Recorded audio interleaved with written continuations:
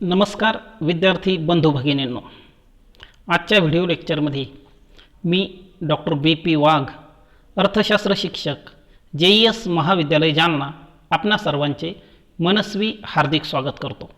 विद्यार्थी मित्र हो, मागील व्हिडिओ लेक्चरमध्ये आपण अर्थशास्त्रातील अत्यंत महत्त्वाचा सिद्धांत म्हणून मागणीच्या सिद्धांताची चर्चा केली आहे। मागणीचा सिद्धांत बघत असताना प्रामुख्याने या सिद्धांताची प्रस्तावना, सिद्धांताचे विधान, सिद्धांताचे पत्रक व आकृतीच्या सहाय्याने विश्लेषण आपण केलेले आहे। एकंदरीत सिद्धांताची मध्यवर्ती कल्पना लक्षात घेतल्यानंतर आज आपणाला सिद्धांताच्या अनुषंगाने डॉक्टर अल्फ्रेड मार्शल यांनी घेतलेल्या विविध गृहीतकांची चर्चा करायची आहे। विद्यार्थी मित्र हो, गृहीतकांची चर्चा करायची आहे म्हणत असताना आपण गृहीतक म्हणजे काय ते देखील समजणं अत्यंत आवश्यक आहे। गृहीतके अर्थात गृहीते या नावाने देखील त्यांना ओळखल्या जाते। आपल्या अर्थशास्त्रातील कुठलाही सिद्धांत बघत असताना त्याच्या सुरुवातीलाच 4 शब्द असतात: इतर परिस्थिती स्थिर असताना किंवा इतर परिस्थिती कायम असताना। कुठल्याही सिद्धांताच्या विधानामध्ये, स्टेटमेंटमध्ये हे 4 शब्द आढळून येतात। मग हे 4 शब्द म्हणजेच दुसरं तिसरं काही नसून या सिद्धांताच्या विश्लेषणासाठी घेण्यात येणारी गृहीतके आहेत। मग इतर परिस्थिती स्थिर असताना यामध्ये प्रामुख्याने सिद्धांताचं विवेचन करत असताना काही विशिष्ट परिस्थिती स्थिर आहे, कायम आहे असं लक्षात घेतलं जातं। आणि ती परिस्थिती स्थिर असेल तरच किंवा कायम असेल तरच सिद्धांत लागू होतो किंवा सिद्धांताचा प्रत्यय येतो। म्हणजे सिद्धांत लागू होण्यासाठी अथवा सिद्धांताचा प्रत्यय येण्यासाठी जी परिस्थिती विचारात घेतली अथवा जी कंडिशन विचारात घेतली तिला सिद्धांताची गृहीतके म्हणतात। आज आपण आपल्या मागणीच्या सिद्धांताच्या विविध गृहीतकांची चर्चा करणार आहोत। तत्पूर्वी आपणाला ज्ञात आहे की सिद्धांताचं विश्लेषण करण्यासाठी काही टप्पे असतात, ज्यामध्ये प्रस्तावना हा एक टप्पा मानला जातो। दुसरा टप्पा सिद्धांताची मध्यवर्ती कल्पना म्हणून ज्याला आपण म्हणतो ते म्हणजे सिद्धांताचं विधान, सिद्धांताचं पत्रकाच्या सहाय्याने विश्लेषण, त्यानंतरचा टप्पा आहे सिद्धांताचं आकृतीच्या सहाय्याने विश्लेषण। या 4 टप्प्यांची चर्चा आपण मागील व्हिडिओ लेक्चरमध्ये केलेली आहे। आज आपण सिद्धांताचा पुढील टप्पा तो म्हणजे गृहीतके या अनुषंगाने सविस्तर चर्चा करणार आहोत। विद्यार्थी मित्र हो, तत्पूर्वी गृहीतकांचा अर्थ आपण समजून घेतलेला आहे। मग एक एक गृहीतक घेऊन आपण त्याचं विवेचन करणार आहोत। सिद्धांतामध्ये असं गृहीत घेण्यात आलं आहे की उपभोक्त्याचं उत्पन्न स्थिर आहे। आता स्थिर आहे म्हणजे कायम आहे, त्यामध्ये कुठल्याही प्रकारचा बदल अथवा चढउतार होत नाही। कारण सिद्धांत काळात उपभोक्त्याच्या उत्पन्नामध्ये बदल झाला म्हणजे उत्पन्नात वाढ झाली अथवा घट झाली तर सिद्धांत लागू होत नाही अथवा सिद्धांताचा अनुभव येत नाही। त्यामुळे या ठिकाणी असं गृहीत घेण्यात आलं आहे की उपभोक्त्याचं उत्पन्न स्थिर आहे, त्यामध्ये कुठलाही बदल घडून येत नाही। आपणास ज्ञात आहे की मागणीच्या सिद्धांतानुसार किंमत वाढली असता मागणी कमी होते, याउलट किंमत कमी झाली असता मागणी वाढते। म्हणजे हा सिद्धांत अनुभवास यायचा असेल तर उपभोक्त्याचं उत्पन्न स्थिर असलं पाहिजे, त्यामध्ये कुठलाही बदल होता कामा नाही। समजा उपभोक्त्याच्या उत्पन्नात बदल झाला तर त्याचा सिद्धांताच्या वैधतेवर कसा परिणाम होतो ते बघूया। समजा उपभोक्त्याच्या उत्पन्नात वाढ झाली आणि या प्रसंगी उत्पन्नामध्ये भरघोस वाढ झाल्यानंतर वस्तूची किंमत वाढली तरी उपभोक्ता आपली मागणी कमी करत नाही। कारण उत्पन्नात वाढ झाल्यामुळे त्याची खरेदी शक्ती वाढते आणि खरेदी शक्ती वाढल्याचा परिणाम म्हणून तो अधिक किंमत असताना सुद्धा मागणी जास्त करतो। म्हणून उपभोक्त्याच्या उत्पन्नामध्ये कुठल्याही प्रकारची वाढ या दरम्यान होता कामा नये। कारण उत्पन्नामध्ये वाढ झाली तर अधिक किमतीला सुद्धा मागणी जास्त केली जाते। म्हणून उपभोक्त्याचं उत्पन्न स्थिर असलं पाहिजे। एवढंच नव्हे तर उपभोक्त्याचं उत्पन्न कमी झाल्यावर देखील त्याचाही परिणाम त्याच्या मागणीवर होतो। आता उत्पन्न कमी झाले म्हणजे उपभोक्त्याची खरेदी शक्ती कमी होते आणि खरेदी शक्ती कमी झाल्याचा परिणाम या ठिकाणी किंमत कमी होऊन सुद्धा आता तो जास्त मागणी करू शकत नाही, म्हणजे मागणी देखील कमी होते। बघा, उपभोक्त्याच्या उत्पन्नात घट झाली असता कमी किमतीला सुद्धा मागणी कमी केली जाते, कारण त्याची खरेदी शक्ती कमी होते। आणि म्हणून असं गृहीत घेण्यात आलं आहे की उपभोक्त्याच्या उत्पन्नामध्ये या दरम्यान कुठलाही बदल होता कामा नये। कारण उत्पन्नात बदल झाला असता त्याचा उपभोक्त्याच्या खरेदी शक्तीवर आणि पर्यायाने मागणीवर परिणाम होतो। म्हणून या दरम्यान उपभोक्त्याच्या उत्पन्नामध्ये कुठलाही बदल होता कामा नये. दुसरं गृहीत आपण घेणार आहोत ते म्हणजे पर्यायी वस्तूंच्या स्थिर किमती. या ठिकाणी पर्यायी वस्तूच्या किमतीमध्ये देखील कुठल्याही प्रकारचा बदल होता कामा नये. विद्यार्थी मित्र हो, आपणास ज्ञात आहे की पर्यायी वस्तू म्हणजे अशा वस्तू की एक गरज भागवण्यासाठी दोन्हीपैकी कुठलीही एक वस्तू वापरली तरी चालते, अशा वस्तूंना आपण पर्यायी वस्तू असं म्हणतो. उदाहरणार्थ चहा किंवा कॉफी, कारण उपभोक्ता एका वेळी दोन्हीपैकी एकच वस्तू वापरत असतो.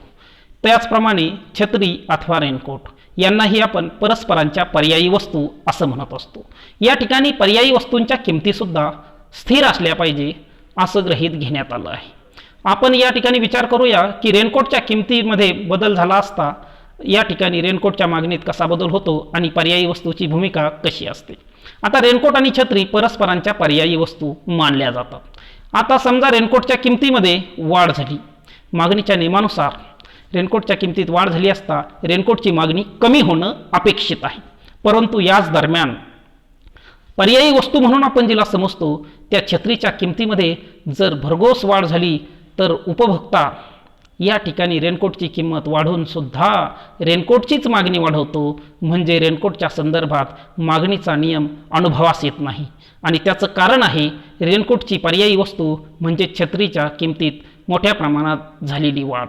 म्हणून असं समजतात की पर्यायी वस्तूच्या किमतीमध्ये देखील या दरम्यान कुठलाही बदल होता कामा नये. पर्यायी वस्तूची किंमत स्थिर असली पाहिजे तरच मागणीचा नियम लागू होतो. विद्यार्थी मित्र हो, जशा प्रकारे पर्यायी वस्तूच्या किमतीमध्ये वाढ झाल्यावर सुद्धा या ठिकाणी मागणीच्या नियमावर प्रभाव पडतो, अगदी तशाच पद्धतीने पर्यायी वस्तूच्या किमतीत घट झाल्यास काय परिणाम होतो आपण बघूया. समजा रेनकोटची किंमत कमी झाली तर नियमानुसार म्हणजेच मागणीच्या नियमानुसार रेनकोटची किंमत कमी झाली असता रेनकोटची मागणी वाढणं अपेक्षित आहे. परंतु याच दरम्यान पर्यायी वस्तू अर्थात छत्रीची किंमत मोठ्या प्रमाणात जर कमी झाली तर निश्चितपणे या ठिकाणी उपभोक्ता रेनकोटऐवजी छत्रीकडे वळेल. म्हणजेच रेनकोटची मागणी या दरम्यान काय होईल तर रेनकोटच्या मागणीमध्ये घट झाल्याचे अनुभवास येईल. बघा, रेनकोटची किंमत कमी होऊन सुद्धा रेनकोटची मागणी कमी झाली, त्याचं कारण आहे पर्यायी वस्तू अर्थात छत्रीच्या किमतीत मोठ्या प्रमाणात झालेली घट. म्हणजेच या ठिकाणी रेनकोटच्या संदर्भात देखील मागणीचा नियम लागू झाला नाही. त्याचं कारण म्हणजे पर्यायी वस्तूच्या किमतीत झालेली मोठ्या प्रमाणातील घट. म्हणून सिद्धांताच्या काळात पर्यायी वस्तूच्या किमतीमध्ये कुठल्याही प्रकारचा बदल अर्थात घट किंवा वाढ होता कामा नये.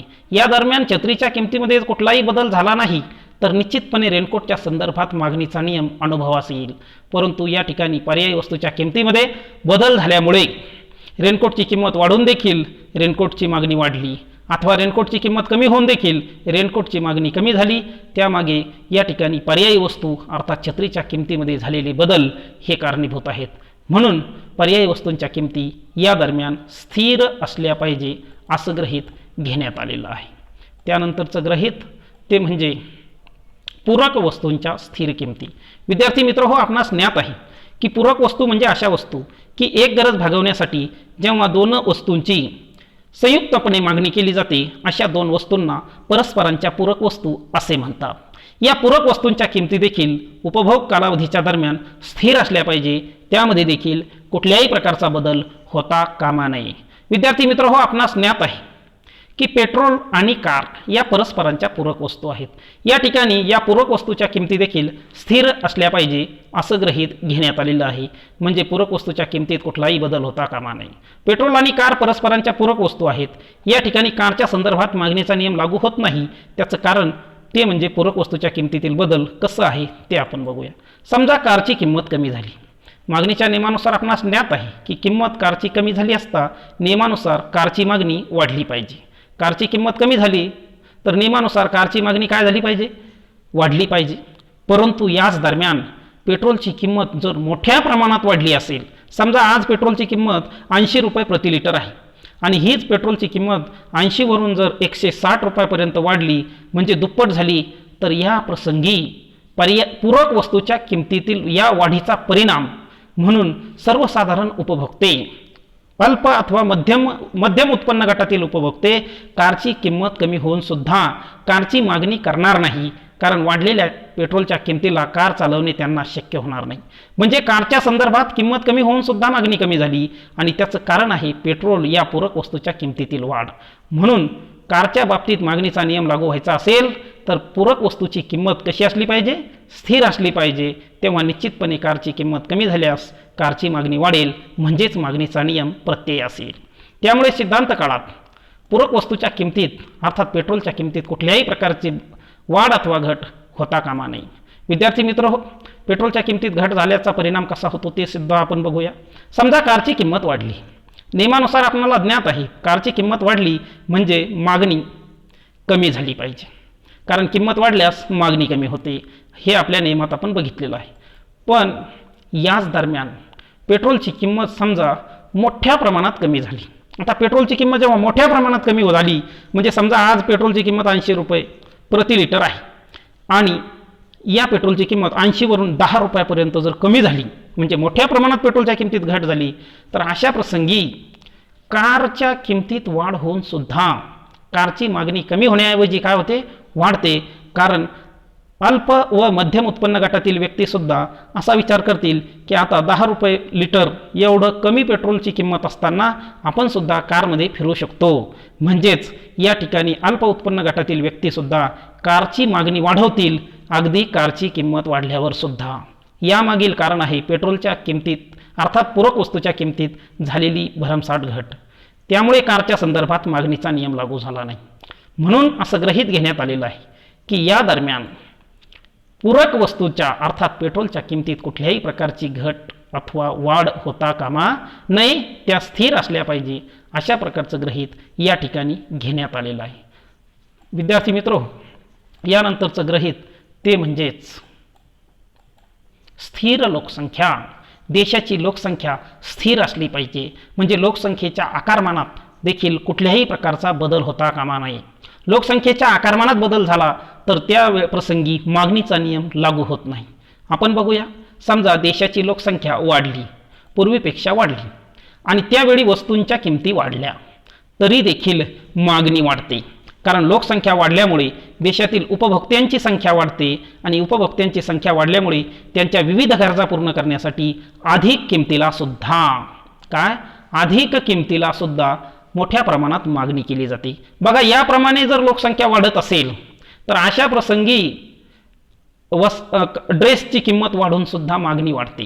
कारण लोकसंख्या वाढली म्हणजे उपभोक्त्यांची संख्या, नंबर ऑफ कन्झ्युमर्स, उपभोक्त्यांची संख्या वाढते आणि अशा प्रकारे उपभोक्त्यांची संख्या वाढली तर किंमत वाढून सुद्धा वस्तूंची मागणी वाढवावी लागते आणि म्हणून या ठिकाणी मागणीचा नियम लागू होत नाही. त्यामागचं कारण आहे लोकसंख्येत झालेली वाढ. त्यामुळे असं गृहीत घेतात की लोकसंख्येमध्ये कुठल्याही प्रकारची वाढ होता कामा नये. अगदी तशाच पद्धतीने देशाच्या लोकसंख्येमध्ये घट देखील होता कामा नये, म्हणजे लोकसंख्या कमी देखील होता कामा नये. कारण लोकसंख्या कमी झाली तर त्याचा कसा प्रभाव पडतो बघूया. लोकसंख्या मोठ्या प्रमाणात कमी झाली, उदाहरणार्थ एखादी नैसर्गिक आपत्ती आली किंवा एखादा महामारीसारखा रोग आला आणि त्यामुळे जर देशाची लोकसंख्या मोठ्या प्रमाणात कमी झाली तर अशा प्रसंगी देशातील वस्तूंच्या किमती कमी होऊन सुद्धा मागणी देखील कमी होईल. कारण लोकसंख्या कमी झाल्यामुळे या ठिकाणी उपभोक्त्यांची संख्या कमी होते आणि उपभोक्त्यांची संख्या कमी झाली की निश्चितपणे मागणी कमी होते.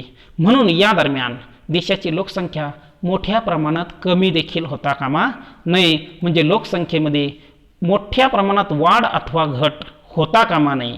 कारण लोकसंख्येमध्ये मोठ्या स्वरूपातील वाढ अथवा घट झाली तर त्याचा परिणाम मागणीच्या संदर्भात होत असतो. म्हणून लोकसंख्या कमी झाल्यास किंमत वाढून सुद्धा मागणी कमी होते, मागणीचा नियम लागू होत नाही. या उलट लोकसंख्या भरमसाठ वाढली तर किंमत वाढून सुद्धा मागणी वाढते, या ठिकाणी सुद्धा मागणीचा नियम लागू होत नाही. त्यामुळे या दरम्यान देशाची लोकसंख्या स्थिर असली पाहिजे, अशा प्रकारचं ही गृहीत घेण्यात येतं.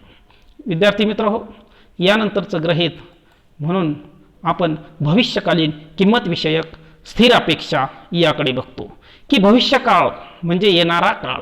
भविष्यकाळात वस्तूची किंमत कशा प्रकारे बदलेल याविषयी ग्राहकांच्या अपेक्षा स्थिर असल्या पाहिजे, त्यामध्ये कुठलाही बदल या दरम्यान होता कामा नये. भविष्य काळात वस्तूच्या किमतीमध्ये कशा प्रकारचे परिवर्तन होतील, कशा प्रकारचा बदल होईल याविषयी ग्राहकांच्या अपेक्षा स्थिर असल्या पाहिजे. त्यामध्ये कुठल्याही स्वरूपाचा बदल होता कामा नये, कारण त्यामध्ये बदल झाला असता सद्यस्थितीतील वर्तमान काळातील मागणी प्रभावित होत असते आणि प्रसंगी मागणीचा नियमसुद्धा त्या ठिकाणी लागू होत नाही. म्हणून आपण उदाहरण घेऊया. समजा भविष्यात म्हणजे येणाऱ्या काळात वस्तूंच्या किमती मोठ्या प्रमाणात वाढतील अशा प्रकारचा उपभोक्त्यांचा अंदाज असेल किंवा अशी उपभोक्त्यांची अपेक्षा असेल, तर या प्रसंगी भविष्यात म्हणजे येणाऱ्या काळात, भविष्यात म्हणजे कधी, येणाऱ्या काळात, समजा उदाहरणार्थ येणाऱ्या पुढच्या एका महिन्यानंतर वस्तूंच्या किमती मोठ्या प्रमाणात वाढतील अशा प्रकारची अपेक्षा जर ग्राहक व्यक्त करत असेल, तर तेव्हा उदाहरणार्थ आपण या ठिकाणी अशी कल्पना करूया की सध्या आपण कोरोना महामारीचा सामना करतो आहोत आणि या काळात हँड सॅनिटायझरचा मोठ्या प्रमाणात वापर केला जात आहे. भविष्यात या हँड सॅनिटायझरची किंमत 10 पट होईल अशा प्रकारची अपेक्षा जर ग्राहक व्यक्त करत असेल की पुढच्या महिन्यानंतर हँड सॅनिटायझरची किंमत आजच्यापेक्षा 10 पटीने वाढेल, अशा प्रकारची अपेक्षा जेव्हा ग्राहक व्यक्त करतो तेव्हा वर्तमान काळात म्हणजे आज त्या सॅनिटायझरची किंमत दुप्पट जरी वाढली, थोडी वाढली तरी उपभोक्ता आपली मागणी वाढवतो, कारण त्याने अशी अपेक्षा व्यक्त केलेली असते की येणाऱ्या 1 महिन्यानंतर याची किंमत 10 पटीने वाढणार आहे. त्यामुळे आज तो किंमत थोडी वाढली तरी वर्तमान काळात किंमत वाढवून सुद्धा मागणी काय करतो, वाढवतो. या ठिकाणी मागणीचा नियम वर्तमान काळात लागू झाला नाही. त्याचं कारण उपभोक्त्याने भविष्यकाळात वस्तूची किंमत वाढेल असा व्यक्त केलेला अंदाज किंवा अशी त्याची अपेक्षा आहे. म्हणून उपभोक्त्याची भविष्यकालीन किंमत विषयक अपेक्षा स्थिर असली पाहिजे असंही गृहीत घेण्यात आलं आहे. अगदी तशाच पद्धतीने याउलट विचार करा. समजा भविष्यकाळात वस्तूंच्या किमती मोठ्या प्रमाणात कमी होतील, येणाऱ्या 1 महिन्यानंतर वस्तूची किंमत मोठ्या प्रमाणात कमी होईल अशा प्रकारची अपेक्षा जर उपभोक्ता व्यक्त करत असेल, तर अशा प्रसंगी आज रोजी म्हणजे वर्तमान काळात वस्तूची किंमत कमी होऊन सुद्धा वस्तूची मागणी मोठ्या प्रमाणात कमी होते. आपण अगदी सोपं उदाहरण घेऊया. समजा आज तांदूळाची किंमत 40 रुपये किलो आहे. तांदळाची किंमत 40 रुपये प्रति किलो आहे कधी, वर्तमान काळामध्ये, आणि त्यावेळी आपली मागणी उदाहरणार्थ 5 किलो अशी आहे. आणि या ठिकाणी उपभोक्त्याने असा अंदाज व्यक्त केला की भविष्यात म्हणजे येणाऱ्या 1 महिन्यानंतर तांदळाची किंमत 2 रुपये किलो पर्यंत कमी होणार आहे. किती कमी होणार आहे? फक्त 2 रुपये किलो अशी किंमत असणार आहे. मग आज रोजी बघा, 1 महिन्यानंतर म्हणजे भविष्यात या तांदळाची किंमत 2 रुपये किलो, केवळ 2 रुपये किलो होणार आहे असं जर उपभोक्त्याने अपेक्षा व्यक्त केली असेल, तर त्यामुळे वर्तमान काळात आज रोजी तांदळाची किंमत 40 वरून 30 रुपये कमी झाली तरी सुद्धा उपभोक्ता आपली मागणी कमी करतो. तो आपली मागणी कमी करतो आणि 1 महिन्यानंतर खरेदी करू अशा प्रकारचा विचार करतो. म्हणजे त्याची वर्तमान काळातली आजची मागणी कमी झाली, किंमत कमी होऊन देखील वर्तमान काळातील त्याची मागणी किंमत कमी होऊन 40 वरून 30 रुपयेपर्यंत किंमत कमी होऊन सुद्धा तो आपली मागणी 5 किलोवरून 1 किलोपर्यंतच करतो. म्हणजे मागणीमध्ये मोठ्या प्रमाणात घट होते, अगदी किंमत कमी होऊन सुद्धा. आणि त्यामागील कारण आहे भविष्यात वस्तूची किंमत मोठ्या प्रमाणात कमी होईल अशा प्रकारची उपभोक्त्याने व्यक्त केलेली अपेक्षा. त्यामुळे मागणीचा नियम लागू व्हायचा असेल तर भविष्यकालीन किंमत विषयक उपभोक्त्यांच्या अपेक्षा कशा असल्या पाहिजे? स्थिर असल्या पाहिजे. अशा प्रकारचं गृहीत या ठिकाणी घेण्यात आलेलं आहे. कारण आपलं भविष्यातलं नुकसान टाळण्यासाठी कुठलाही विवेकशील उपभोक्ता भविष्यात मोठ्या प्रमाणात नुकसान होऊ नये यासाठी वर्तमान काळातले निर्णय घेत असतो. कारण 1 महिन्यानंतर जर 2 रुपये किलो तांदूळ भेटणार असेल तर आज तो 30 रुपये किलोने घेण्याला तयार होत नाही. म्हणजे तो या ठिकाणी असा विचार करतो की आपला उपभोग आपण वर्तमान काळात स्थगित करूया अथवा कमी करूया. अगदी तशाच पद्धतीने किंमत वाढीच्या संदर्भात सुद्धा तसंच असतं की भविष्यात किंमत वाढेल अशी जर त्याची अपेक्षा असेल तर वर्तमान काळात थोडीफार किंमत वाढली तरी तो मागणी वाढवतो. आणि म्हणून किंमत विषयक अपेक्षा, विशेषतः भविष्यकालीन किंमत बदल विषयक अपेक्षा स्थिर असल्या पाहिजे अशा प्रकारचं ही गृहीत या ठिकाणी घेण्यात आलेलं आहे. विद्यार्थी मित्रहो, यानंतरचं गृहीत आहे आवडीनिवडी, सवयी व फॅशन्स. उपभोक्त्यांच्या आवडीनिवडी, उपभोक्त्यांच्या सवयी व फॅशन्स यामध्ये देखील कुठलाही बदल होता कामा नये. कारण उपभोक्त्यांच्या आवडीनिवडी, सवयी अथवा फॅशन्स यामध्ये जर बदल झाला तर निश्चितपणे त्याचा मागणीवर परिणाम होत असतो. विद्यार्थी मित्र हो, आवडीनिवडी, सवयी, फॅशन इत्यादी बाबी काळानुरूप बदलत असतात. काळानुरूप या बाबीमध्ये मोठ्या प्रमाणात बदल होत असतो आणि अशा प्रकारे यामध्ये जर बदल झाला तर मागणीचा नियम लागू होत नाही. त्यामुळे आवडीनिवडी, सवयी आणि फॅशन्स या बाबीसुद्धा स्थिर असल्या पाहिजे असंही गृहीत घेण्यात आलं आहे. आता आवडीनिवडी काळानुसार बदलत असतात असं म्हणत असताना बघा, अलीकडच्या काळात बर्गर, पिझ्झा, चायनीज आयटम यासारख्या खाद्यपदार्थांची मागणी मोठ्या प्रमाणात आहे. कारण लोकांच्या आवडीनिवडी बदलल्या. लोकांना आता जंक फूड अथवा फास्ट फूडची आवड मोठ्या प्रमाणात झालेली आहे. त्यामुळे हे पिझ्झा असेल, बर्गर असेल, त्याचबरोबर चायनीज आयटम्स असतील, यासारख्या वस्तूंच्या बाबतीत आवडीनिवडी मोठ्या प्रमाणात वाढलेल्या आहेत. चॉकलेट असेल, आता यासारख्या वस्तूची आवड वाढल्यामुळे या चायनीज आयटम्स अथवा बर्गर अथवा पिझ्झा यासारख्या फास्ट फूडची किंमत वाढूनसुद्धा त्यांची मागणी वाढत आहे. यासारख्या वस्तूंची किंमत वाढूनसुद्धा त्यांची मागणी वाढत आहे. म्हणजे मागणीचा नियम या संदर्भात लागू झाला नाही. त्यामुळे आवडीनिवडीमध्ये बदल होता कामा नये, सवयीमध्ये देखील बदल होता कामा नये. त्यामध्ये जर बदल झाली तर निश्चितपणे मागणीचा सिद्धांत त्या ठिकाणी लागू होत नाही. अगदी किंमत वाढूनसुद्धा मागणी वाढते. आपण फॅशनच्या संदर्भात चर्चा करूया. फॅशन देखील काळानुरूप बदलत असते. फॅशनमध्ये काळानुरूप बदल होत असतात. म्हणजे या ठिकाणी जी वस्तू आज फॅशनमध्ये आहे ती कालांतराने आउट ऑफ फॅशन देखील होत असते. समजा एखादी विशिष्ट वस्तू फॅशनमध्ये आहे आणि त्यावेळी प्रत्येक उपभोक्त्याला फॅशनमध्ये असणारी वस्तू वापरावी अशा प्रकारचा मोह होत असतो आणि त्यामुळे फॅशनमध्ये असणाऱ्या वस्तूची किंमत वाढली तर उपभोक्ता किंमत वाढूनसुद्धा आपली मागणी कमी करण्याऐवजी वाढवत असतो. तो आपली मागणी कमी करत नाही. कारण फॅशनमध्ये असणारी वस्तू वापरावी अशा प्रकारचा एक मोह प्रत्येक उपभोक्त्याला असतो आणि त्यामुळे जी वस्तू फॅशनमध्ये आहे, उदाहरणार्थ अशा प्रकारचा ड्रेस, हा ड्रेस आज फॅशनमध्ये असल्यामुळे या ड्रेसची किंमत वाढली तरी उपभोक्त्यांकडून त्यांची मागणी कमी केली जात नाही. या उलट या ड्रेसची मागणी मोठ्या प्रमाणात केली जाते कारण हा ड्रेस फॅशनमध्ये आहे. त्यामुळे फॅशनमध्ये देखील बदल होता कामा नये, तरच मागणीचा नियम लागू होतो. या उलट विचार करूया. मी तुम्हाला सांगितलेलं आहे की आज जी वस्तू फॅशनमध्ये आहे ती कालांतराने आउट ऑफ फॅशनसुद्धा होते आणि ती वस्तू आउट ऑफ फॅशन झाली की उपभोक्ता आता ती वस्तू फारशी वापरणे पसंत करत नाही. उदाहरणार्थ एखादी वस्तू आउट ऑफ फॅशन झाली म्हणजे फॅशनच्या बाहेर गेली आणि त्यावेळी तिची किंमत कमी झाली तरी देखील, त्या वस्तूची किंमत कमी झाली तरी देखील तिची मागणी वाढवली जात नाही. कारण आता उपभोक्त्याच्या दृष्टीने ती वस्तू आउट ऑफ फॅशन किंवा जुनी झालेली असते आणि त्यामुळे उदाहरणार्थ अशा प्रकारची नऊवार साडी जी अलीकडच्या काळात मुलींच्या दृष्टिकोनातून आउट ऑफ फॅशन झालेली आहे आणि त्यामुळे अशी आउट ऑफ फॅशन असलेली वस्तू, तिचा ड्रेस, तिची किंमत कमी होऊनसुद्धा मागणी काय होते, कमी किमतीला देखील कमी होते.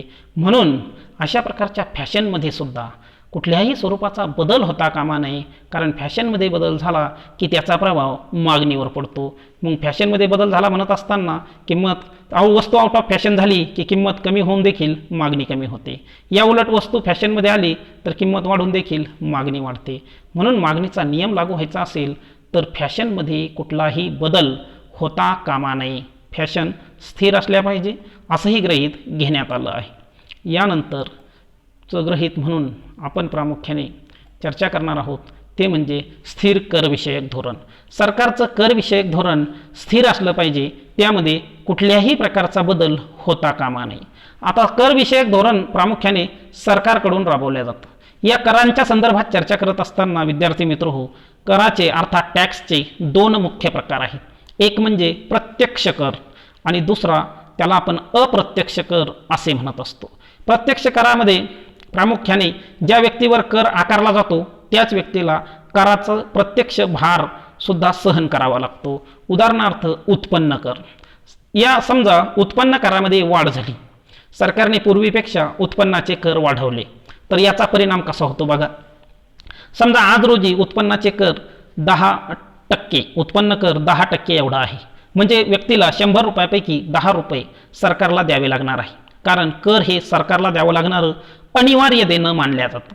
मग 100 रुपयापैकी 10 रुपये त्याला द्यावे लागतील शासनाला कर स्वरूपात.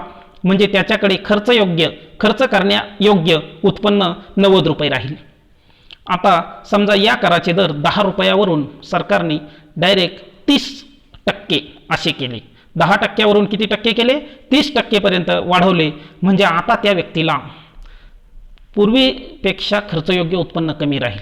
कारण आता त्याला 100 पैकी 30 सरकारला दिले टॅक्सच्या स्वरूपात, म्हणजे त्याच्याकडे खर्चयोग्य उत्पन्न किती असेल? केवळ 70 रुपये.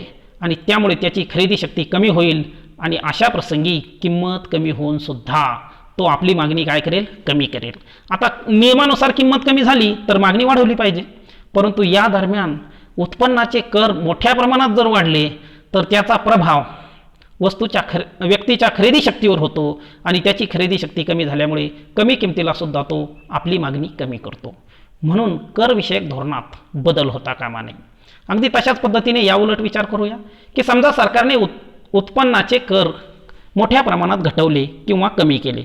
विद्यार्थी मित्र हो, आपण अशी कल्पना करू की सध्या कराचे दर 10% आहेत.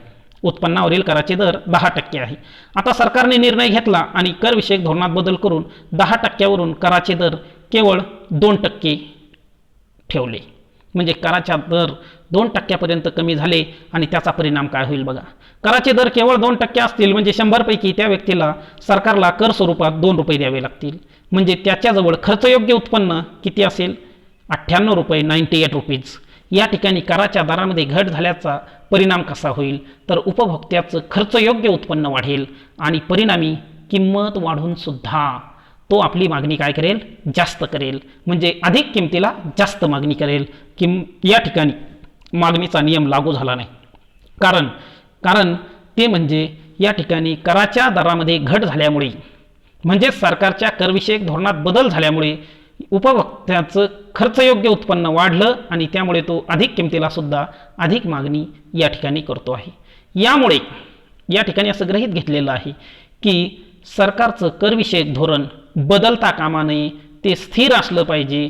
त्यामध्ये म्हणजे कराच्या दरामध्ये वाढ अथवा घट होता कामा नये.